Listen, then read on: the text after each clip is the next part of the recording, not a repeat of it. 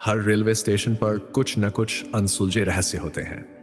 लेकिन अगर मैं आपसे कहूं कि एक ऐसी ट्रेन भी है जो सिर्फ अमावस्या की रात चलती है, एक ऐसी ट्रेन जिसमें चढ़ने वाले कई लोग कभी लौटकर नहीं आते। ये ट्रेन ना तो किसी रेलवे टाइम टेबल में दर्ज है और ना ही कोई इसे चलाने वाले ड्राइवर को देखता है। ये अचानक स्टेशन पर आती है, कुछ यात्रियों को अपने साथ ले जाती है और फिर कभी नहीं दिखती।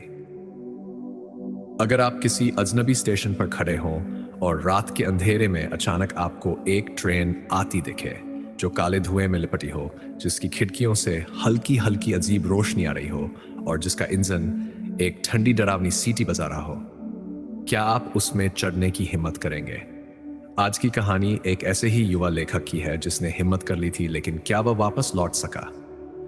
अगर आपका दिल मजबूत है तो इस सफर पर चलिए, लेकिन अगर जरा भी डर लगता है तो यहीं से लौट जाए, क्योंकि जो इस ट्रेन में चढ़ता है उसके लिए वापसी के रास्ते अक्सर बंद हो जाते हैं। दिसंबर की ठंडी रात थी। घना कोहरा चारों ओर फैला था और हवाएं अजीब सी सरसराहट कर रही थी।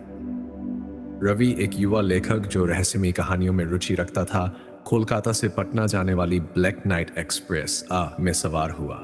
ये ट्रेन साल में सिर्फ अमावस्या की रात ही चलती थी और इसके बारे में कई अजीब बातें कही जाती थी। कहा जाता था कि जो इस ट्रेन में सफर करता है वो या तो लौटकर नहीं आता, या अगर आता भी है तो कुछ ऐसा देख लेता है जिसे वह कभी भूल नहीं पाता। रवि को हमेशा रहस्यमयी चीजों की खोज रहती थी, इसलिए उसने हिम्मत जुटाई और ट्रेन की टिकट खरीदी। लेकिन जब उसने टिकट काउंटर पर बैठे बूढ़े टिकट मास्टर को टिकट के लिए कहा तो वो कुछ पल रवि को घूरता रहा और फिर धीमे से कहा, युवक, ये टिकट सिर्फ बहादुरों के लिए है। अगर डर जाओ स्टेशन पर उतर जाना। रवि ने हल्का सा मुस्कुराकर टिकट लिया और ट्रेन में चढ़ गया, लेकिन उसे अंदाजा भी नहीं था कि वह किस खौफनाक सफर की शुरुआत करने जा रहा है। जैसे ही ट्रेन चली, रवि ने गौर किया कि डिब्बे में बहुत कम यात्री थे और जो थे वे अजीब लग रहे थे। किसी के कपड़े पुराने जमाने के थे, कोई चुपचाप खिड़की से बाहर देख रहा था तो कोई गहरी सोच में था।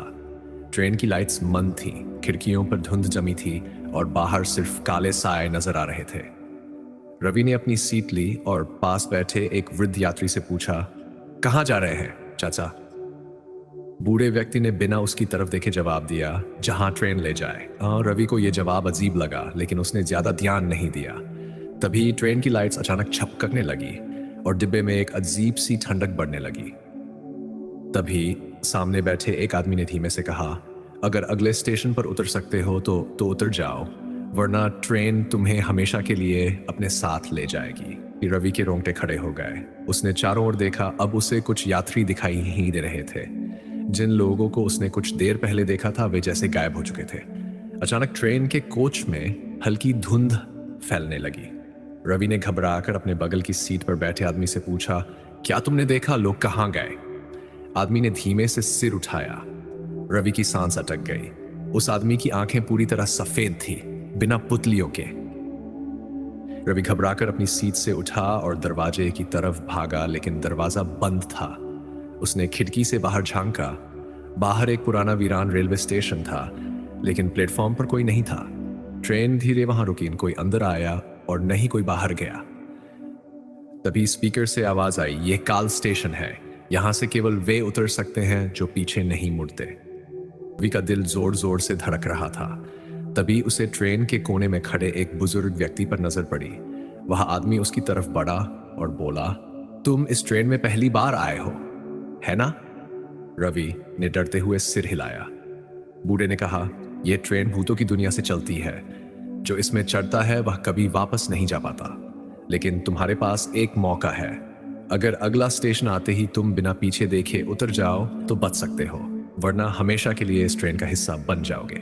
रवि को यकीन नहीं हुआ, लेकिन उसके पास कोई और विकल्प भी नहीं था। ट्रेन फिर से चल पड़ी। कुछ मिनटों बाद स्पीकर से आवाज आई, अगला स्टेशन जीवन नगर। रवि ने अपनी पूरी हिम्मत जुटाई और ट्रेन के दरवाजे के पास खड़ा हो गया।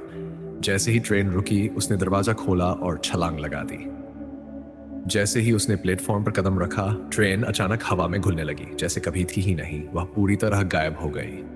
रवि ने चारों ओर देखा। वह पटना जंक्शन पर था, लेकिन वहां की घड़ी में समय वही था जब उसने कोलकाता से ट्रेन पकड़ी थी। क्या यह सब सपना था? नहीं। उसकी जेब में अब भी वही टिकट थी जिस पर लिखा था ब्लैक नाइट एक्सप्रेस, केवल अमावस्या की रात। रवि ने डर और रोमांच के मिले जुले एहसास के साथ टिकट फाड़ दी और प्लेटफॉर्म से बाहर निकल गया। लेकिन दूर कहीं घने अंधेरे में वही ट्रेन फिर से किसी और मुसाफिर की तलाश में खड़ी थी। क्या आप इस ट्रेन में सफर करना चाहेंगे?